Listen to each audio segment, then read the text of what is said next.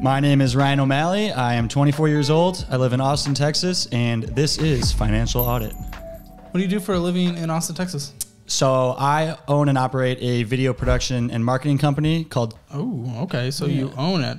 How long have you been doing that? It's probably about 3 years now. Me and my buddy started in college at the University of Alabama and then moved out here about a year and a half ago. What'd you guys choose here? Why? We do a lot of, or at least we used to do a ton of live video and concerts. And so live music was a big reason we moved out here and then ended up getting a lot more into the corporate stuff out here instead of the music, which was ironic. So how's the business doing? How many people are in this ownership package? So me and my buddy have owned it together, and we actually have a full-time editor who's been with us since March of last year, and we just offered him some equity in the company over Christmas because he's been so good for us, and so now it's the three of us. Okay. And how's the division of ownership? Jake has 20 or 80%, I have 20%, and our editor Ingram has 5% now. So why is your percentage so low compared to Jake? So when they started the company, I wasn't actually an original founder. It was Jake and one of our other buddies, Travis, and they started off just having fun, playing around with it in college, shooting people that were coming and performing for fraternities. And so I ended up meeting up with them when I was also looking at like an internship with another company that was doing something similar in Tuscaloosa. And I just became good friends with them, and they were kind enough when they were forming the LLC to even offer me 5% equity in the company just because I had kind of become good friends with them, and it was clear that I was going to stick around. And so Jake was pretty much the leader of it. He was doing all the heavy lifting, put all of his money into the equipment and everything. And so me and Travis were both going to take 5%, which he didn't have a problem with either because he was doing other stuff. It was more so about just having fun, what we were doing. And then I actually I had a camera, a Sony a7 III that I was able to invest along with some other equipment. And so that's kind of how we did it. It was based on how much equipment we had put into it. And so that's how I got up to 20. And if you want to invest in this company, I don't have an option to do that, but you can subscribe, and every subscriber helps grow this channel. So thank you to everyone who has so far. What is your position in this company other than just owner? Do you have a title? Yeah, we've slowly fallen more into roles. It used to be a little bit of everything, but now I'm calling myself the Chief Operating Officer because I'm taking care of most of the... You're calling yourself, okay. Yeah, so I'm the Chief Operating Officer, and really I've just been handling more of the day-to-day operations, especially since Jake started this other company, the podcast studios. And you don't have any stake in that? No, I just help them out here and there with that. So what are some of the things that your company does?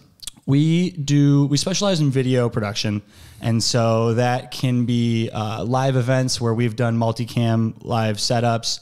We do recap videos, we do music videos, and then the other side is a lot more corporate where we do converting advertisements, brand videos, testimonials, that kind of stuff. How much business y'all got a month on average? As far as like total revenue or as far as clients? Just like different gigs.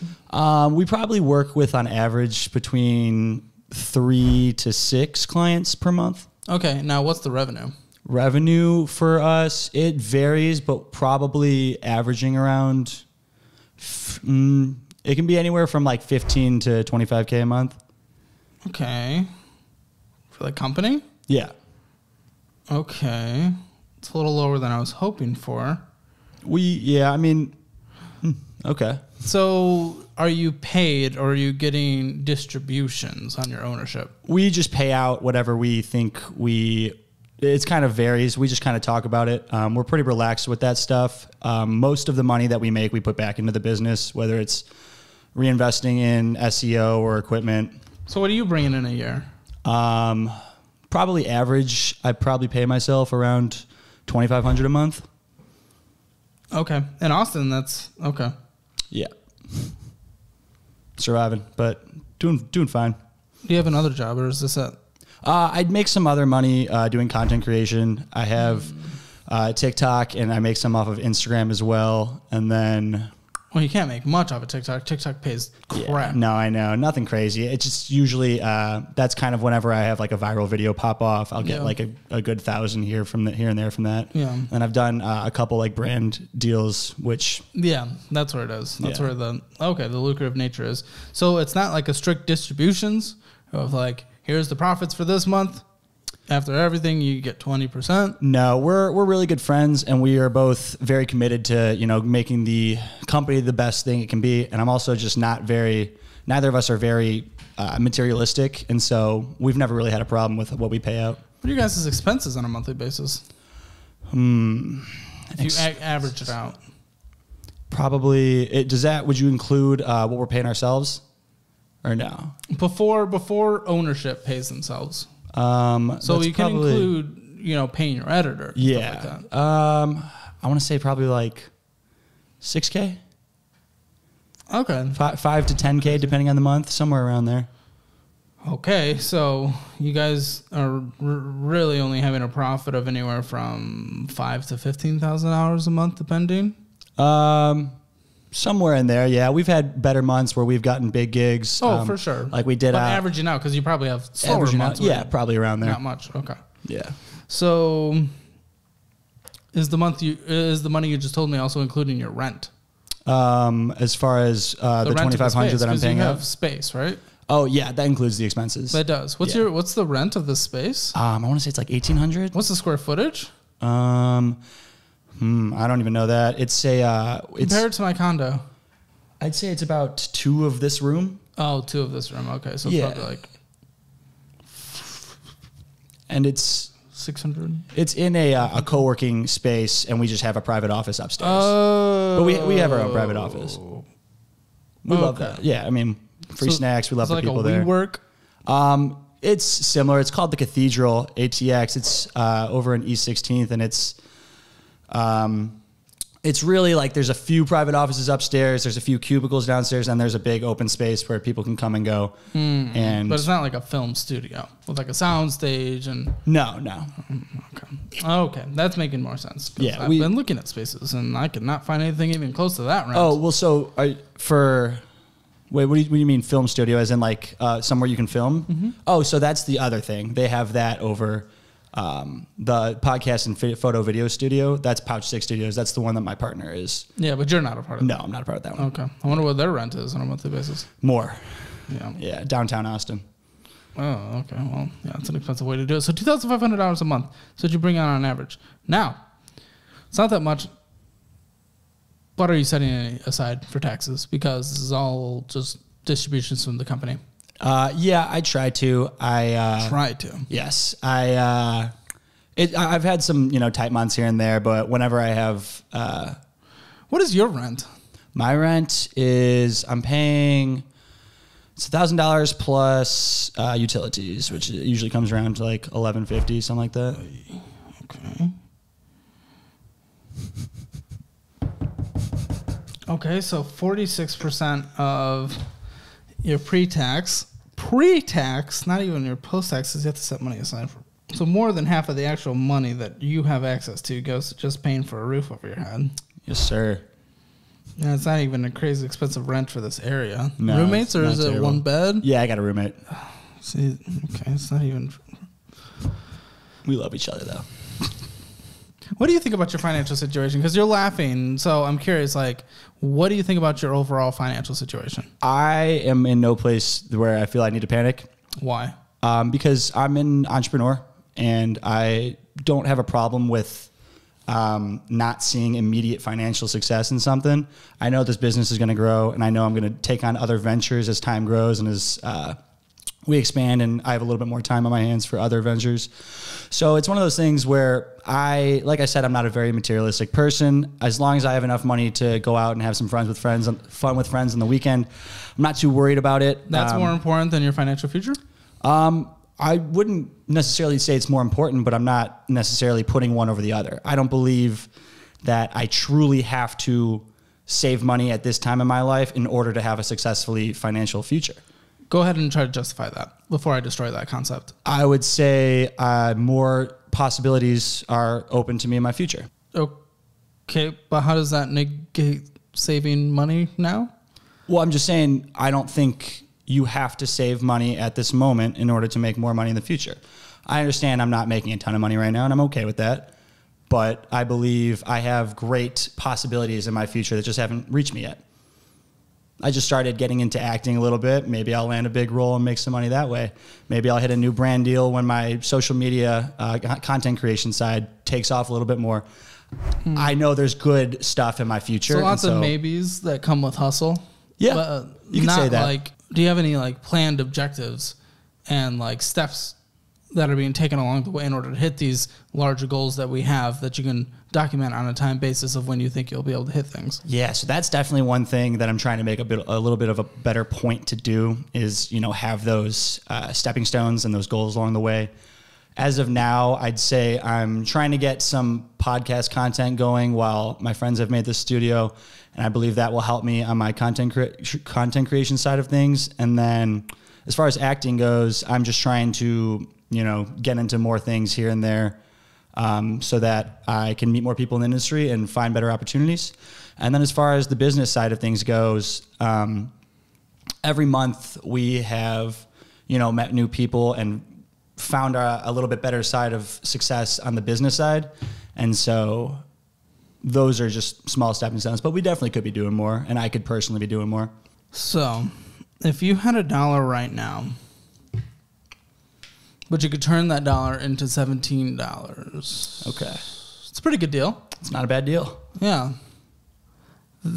How would you feel about, instead of that, just actively choosing not to? I think that sounds pretty silly, Caleb. That's pretty silly, but you're choosing not to. In what scenario? In what scenario? With the age you are now versus retirement age, $1 right there, put into the S&P 500, average 10% a year into retirement, 30 years, taking advantage of compound growth, as in it continues to grow on all the growth that has taken place in the years previous. Does that make sense so far? Sorry, no. Okay. You slow it down for me a little bit. I'm not too financially literate. $1, 10% S&P 500. Okay. And S&P 500.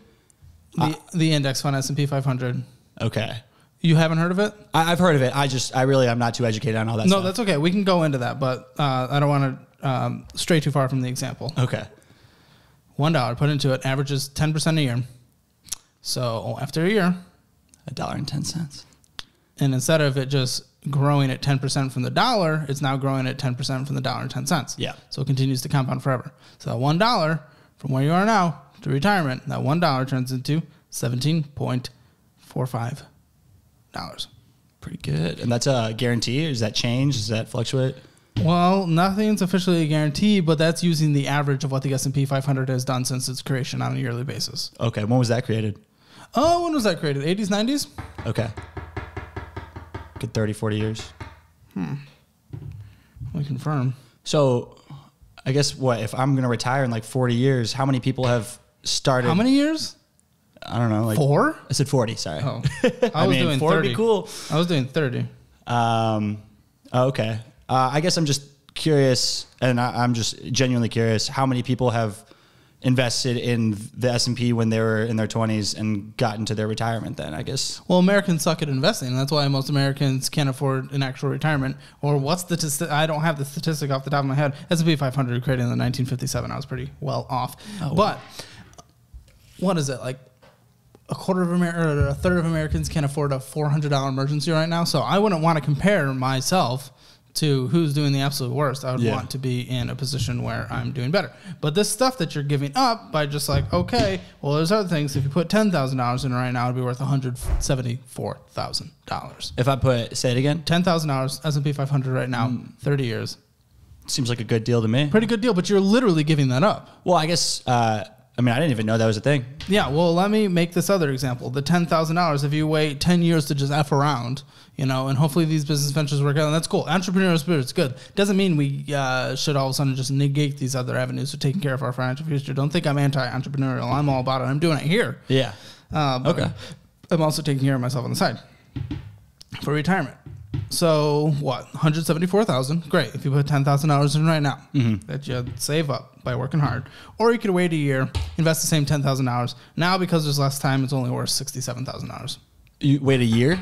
10 years. 10 years. So, and you're assuming this is over a 30-year period, right? Yeah, you've lost it went from 30 to 20 years. 30 to 20, because you waited some time. So you lost over $100,000. Interesting. You lost over $100,000 because you waited 10 years to start investing. Okay. Does that make sense? Yeah. Okay. What are your thoughts on this now? I mean, I love it. I guess I would ask you, with what I'm making right now, how would I go about, Well, how many hours a week are you working? On everything total? Yeah. Well, okay. No. On the distributions of the average of $2,500 a month. On that, how many, I guess, so let's see, usually start at, I guess on average, like around 50-ish hours, maybe a little bit more. Okay, well, the return on investment of your time is pretty not great. Yeah, I'm happy to, it's more so like. What's the goal for this company? Because now your business partner who owns the majority share in this is opening this other business. So what are we doing? I guess, like a 5-year goal for us? Yeah. Well, have you guys chosen that, or are you just saying it? We need to get a little bit better about goal setting and stuff like that. But we've talked about our ideas. Well, what's the most concrete thing we have as of now? I guess most of our goals aren't necessarily revolving around financial goals. It's a business. Businesses have to make money. Absolutely. And you have to survive. So. And I'm with you. I feel like our goals are more so around things that we'd like to shoot. We're both videographers, and that's why we got into this, and we do it because we love it. What's the goal for the business? For the business, I guess, ideally in the next 3 years, we'd want to do over $1 million in revenue. Okay. How are we going from $180,000 to $1 million? Well, I think last year we did like 215. So I might be a little bit off with our numbers. Well, I went on your low range. If you went to your high range, that would okay. So one of our other buddies, one of the guys that actually convinced us to move down here, he has another video production company that he's been running for a couple years longer than us. Mm-hmm. And I want to say as far as growth has gone for us in the last 3 years, we're on top of his numbers, and he hit $1 million in revenue, I think, in his 4th year. Oh, good for him. But what are you guys going to do? Well, so I think we're on top of his numbers. And so he's been helping us. We're on top of his numbers where he was at when he was 3 years in. I see what you're saying. What did he do? What happened? He just got a lot better at the business side as far as treating the video content that he was making more so as video assets as opposed to just videos. And so he got a lot better at doing valuing the work that he was given. So if he was giving it to a client that was going to make $1 million off of something, instead of just charging $10,000 for this video, he charges a percentage. And so now suddenly he's making $200,000 off of a project. So he got a lot better at the business side, and he's been helping us with that. And so the business side, yeah, that's where a lot of creatives fail. I mean, I studied music in college, and on the music composition side, which is where I was in, there was a lot of good composers. A lot of people absolutely suck at the business side. In fact, I don't know if anyone I went to school with at least spoke well on the business side. Yeah. One of my teachers did, but I mean, maybe they just didn't, maybe they were good, but they just didn't speak well on it. But either way, a lot of the creative professionals not good at the business side of things, and that's what it really sounds like from you guys, Jake, editor, and you. So I guess as far as optimizing our revenue, I'd agree with you on that. But as far as business relationships and everything on that side, I'd say we're stellar at that. Yeah, that's what separates us from most creatives. We're always answering our phones. We're never late. We're not like I'm not feeling creative today. I can't. Okay, so you guys are doing the basics. We're very, very good at that stuff. Okay, well now it's time to go from basics to like medium. Yeah, I guess so. We've taken some steps. Last year we hired another. On top of our buddy who's been helping us, we hired a video production company business coach. You guys are hiring a lot of people for $200,000. Well, he was a business coach. Revenue. He was worth the investment in our eyes. Okay. And he helped us take that step up from, just charging minimal to, he got us a really big step up, truly. And so that helped us with pitch decks and just really the whole pitch process as far as getting our confidence up to be able to ask for higher numbers, because that's truly what our content was worth. Okay. Well, good. I'm glad you guys are starting there. Let's look at your money, though. I need to know your financial situation, because this isn't an audit on your company, though. It would be very interesting to do that. It's an audit on you. Mm-hmm. I don't know what's in your checking account. I don't know how much came in. I don't know. We got screenshots. What's in your checking account right now? Checking account right now. You can look. You can look.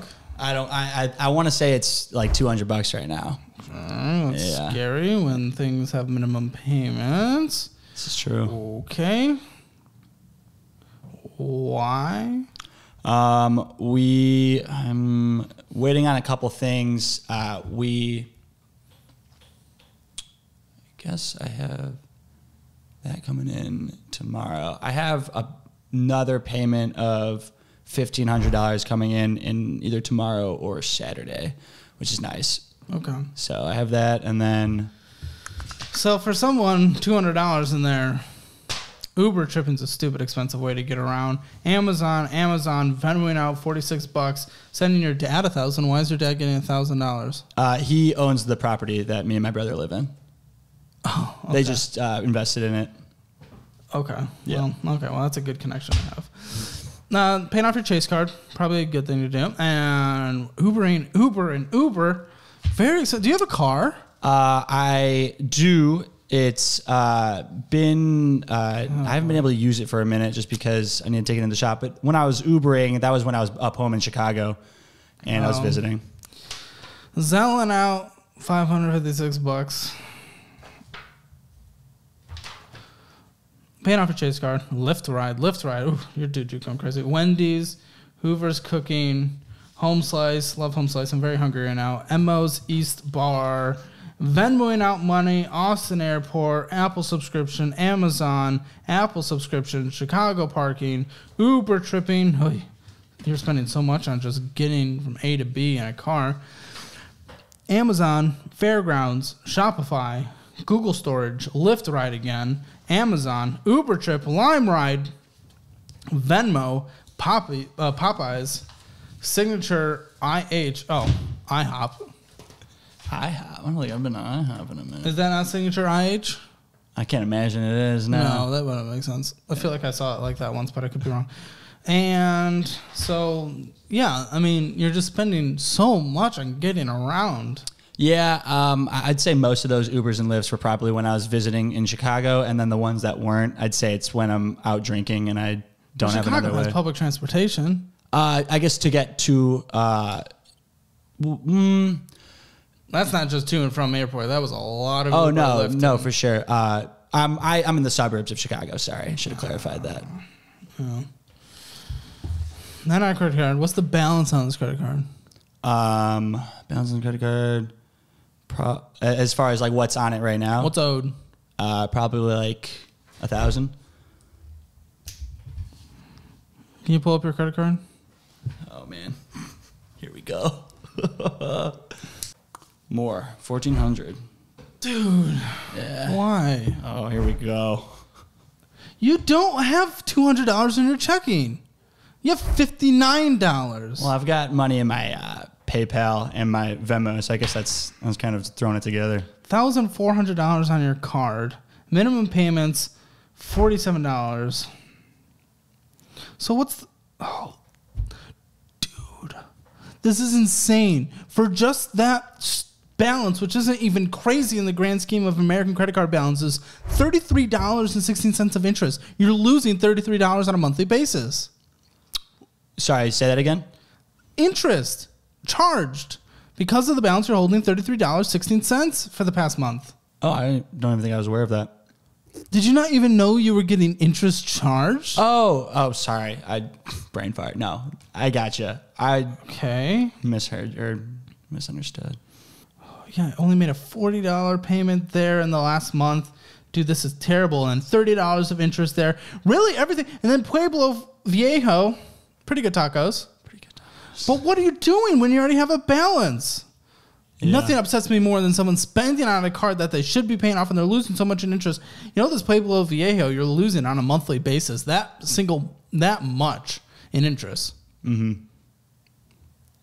So what would you recommend as far as that's the first thing I should focus on is paying that off? I don't know yet. Okay. Who knows how far this rabbit hole goes?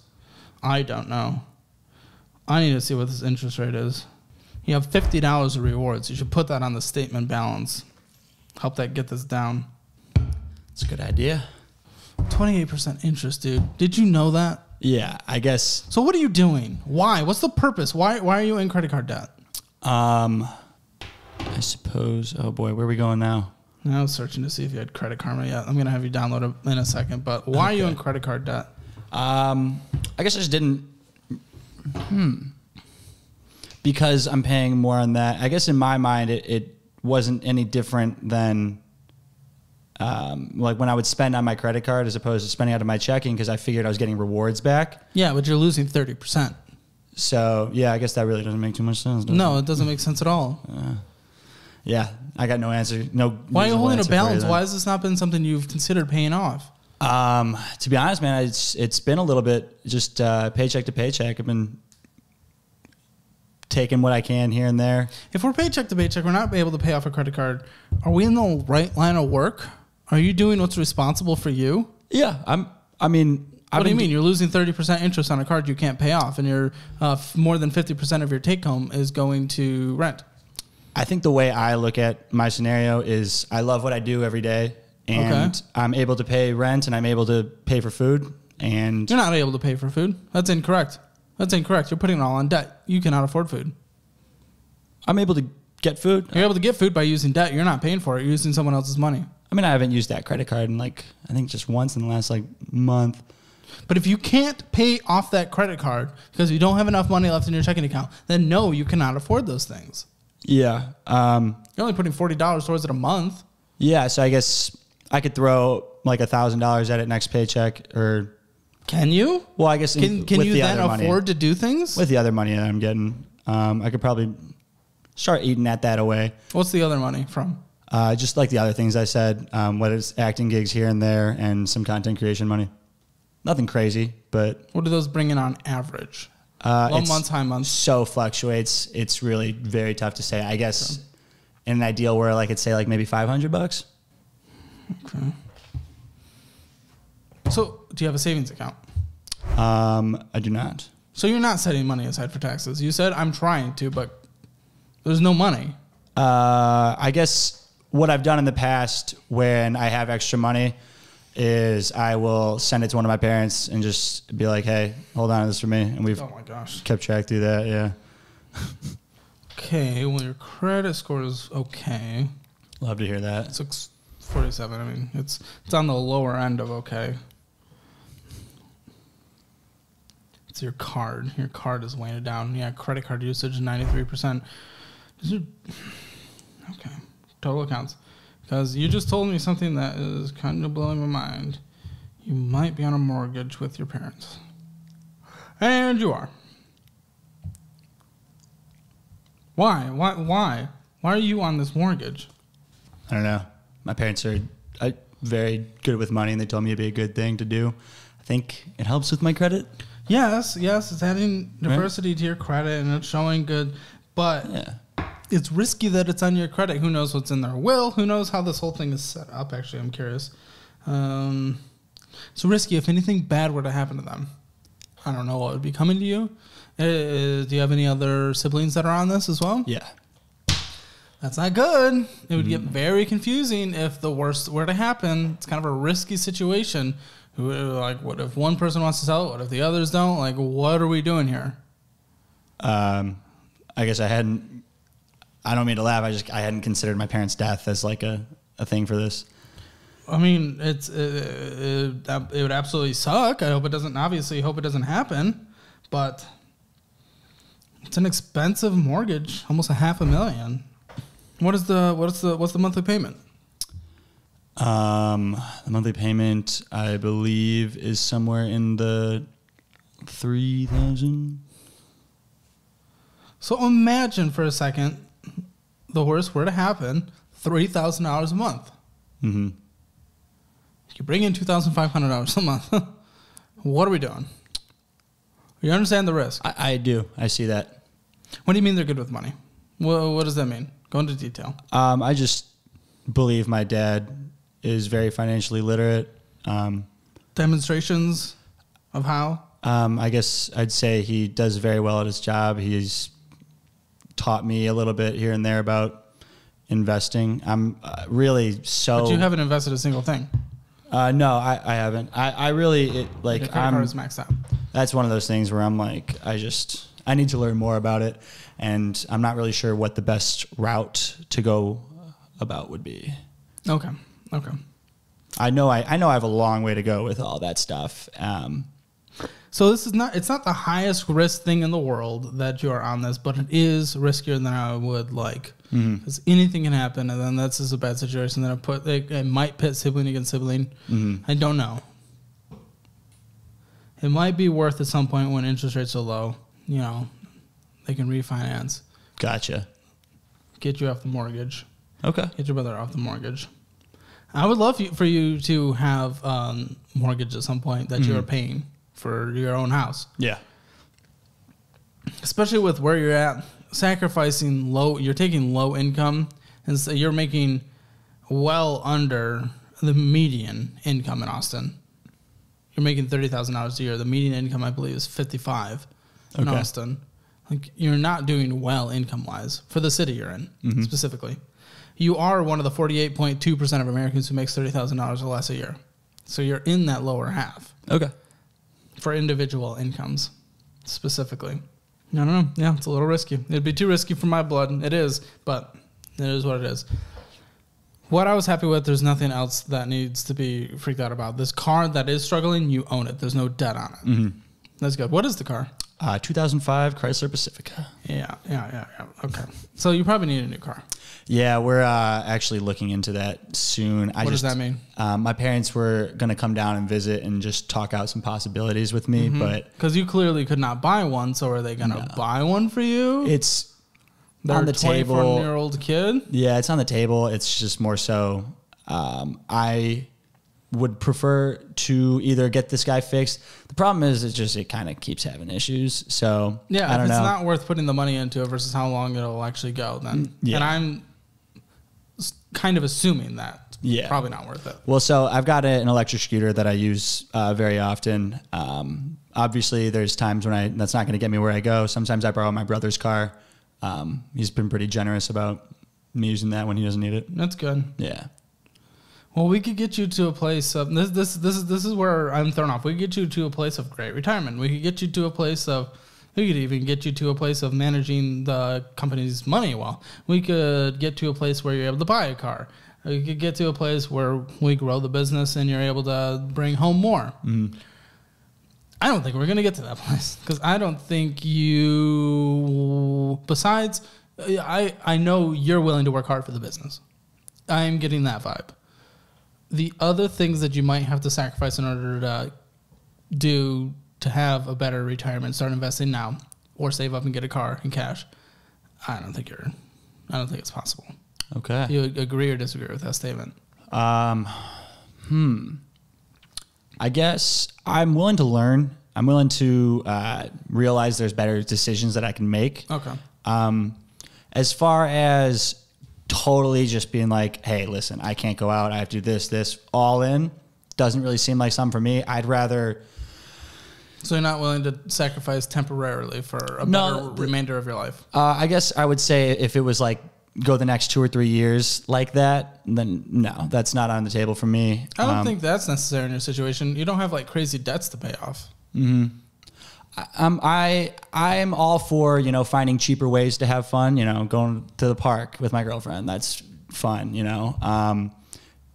doing less expensive things. I am pretty good about like when I go out to bars, I don't spend a crazy amount of money. I've always been a person that, will just not do that if that's not convenient for me at the time. So I'm definitely open to learning a little bit more here and there. I just truly believe enjoying life is more important than anything else. And I know that's a naive way of looking at some of these things, but... No, to a certain extent. I mean, the time we're here is only the time we're here. You want to enjoy it. It would be irresponsible for me on this side of the table in this kind of context of the show to be like, oh, that's all that matters. The thing is, having financial security and being able to retire instead of keeling over on the Walmart floor in your 80s because you don't have any money. Yeah. There's a part of enjoyment of life that comes with that. For sure. So it's being able to sacrifice at some point, being able to take advantage of the best years of your life of compound growth so that later in life you're able to just live. For sure.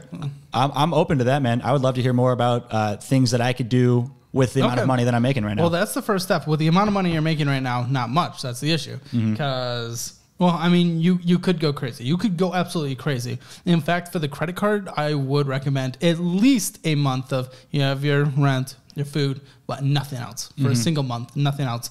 And what was the debt on that card? It was like $1,200. Yeah, 14. Okay, it might take 2 months of this or a month and a half, but every single penny other than just what it takes for you to survive, every single penny goes to paying off that card. So can you explain to me a little bit more about, so if I get that credit card debt down to a certain number, then the percentage goes down. So, but I'm saying if it's at like 300, is that percentage of interest that I have to pay on top of it still going to be at, what was it, 26? Oh, the percentage of income will still be ridiculously high. So it looks like on that card, there's a variable interest rate, and interest rates are only going up at this point with what the Fed is doing to combat inflation. So any balance on there is just bad. Okay. And so the higher the balance, the worse, that's for sure. So when I get it down to zero, should I, when I pay it, you're saying just pay it immediately at the end of each month, but I can let it. So, okay, this is a situation to situation. I love credit cards because I'm someone who can manage credit cards. You have not demonstrated in any way that you can use credit cards, and you also don't bring in that much money, and I think the credit card gives you a little extra extension, thinking you're able to live a little more than you can. I think that credit card needs to be chopped in half, burned, and closed after it is paid off. That's going to impact your credit in a slightly negative way, but that is not even close to as important as your just relative finances.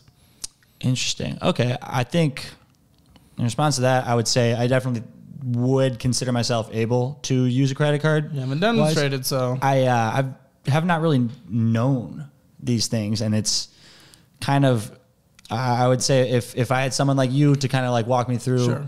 And I probably could have asked. Now you know. Yeah. Now you know the interest and why it's so bad and how it just compounds against you. You're losing $30 a month and you're only paying $40, so only $10 is really going towards it. Yeah. I think I could probably just talk to my dad and he could probably tell me a little bit about it. It's one of those things I just haven't done. There isn't anything more than I just said, really.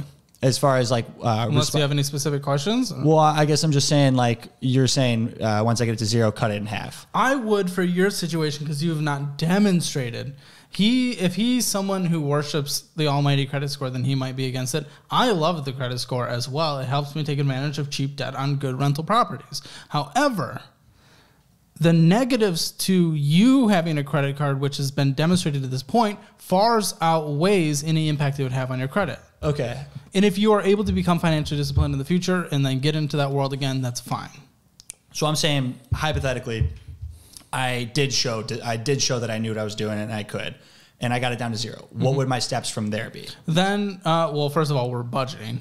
You know your categories. For example, the most basic one you could do 50, 30, 20, 50% on needs, 30% on wants, 20% on saving and investing. Okay.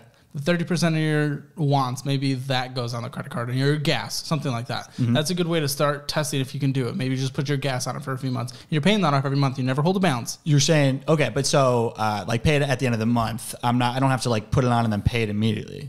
You don't. I mean, I'm one of those crazy people that pays my credit card every week because it just drives me mad. But really, you just have to pay it once per statement and just make sure it's paid off every time. Okay, cool. So if I were able to do that, that would be a good idea. Sure, but I'm just, so far, history has not shown yourself to demonstrate that, and it would be irresponsible of me on this side of the table. Understandably. So. I truly didn't even realize, I mean, I guess I kind of did. It was more so I was just like, I didn't really stop and think about the fact that the more money on there, the worse. Yeah. I think somewhere along the line I had heard as long as you're paying your minimum, it's not going to affect your credit score. And I guess I was kind of like, well, no, because you're over 30% utilization, and anything over that dramatically hurts your credit score. So that's the other thing that someone recently told me was you don't want to spend 30% of what you're allowed to use. Your utilization, yeah. Okay. Or especially hold balances, but you're going to pay it off every month if you have it. So then the next thing, you need to have an emergency fund because you have no baseline. You're in a slightly privileged position where you do rent from the parents and you're actually on that mortgage, which is a thing within itself. But because of that, you're in a slightly more okay position. However, you having an emergency fund would have taken care of this car situation. It's true. You would have been able to go get yourself a $10,000 car if you had a $10,000 emergency fund. So in this situation, I would extend the sacrifice for another 6, 7 months. Save up $10,000 as quick as you can by cutting back on everything. Once you have $10,000, then I'm totally okay with just chilling on life for a bit. But we categorize things. We categorize our money. I would still want 20% going to investing of some kind.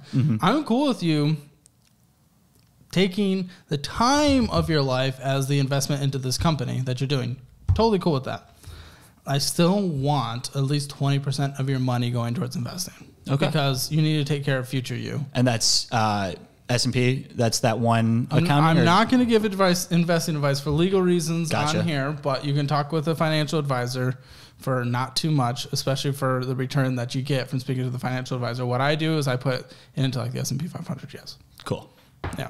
And you can find some variety of index funds. You can have target retirement funds as well, which are more aggressive up front. And as you get closer to the date that you selected in the fund, it gets more conservative. Or you can do things like mutual funds, but usually they have higher management fees as well. Okay.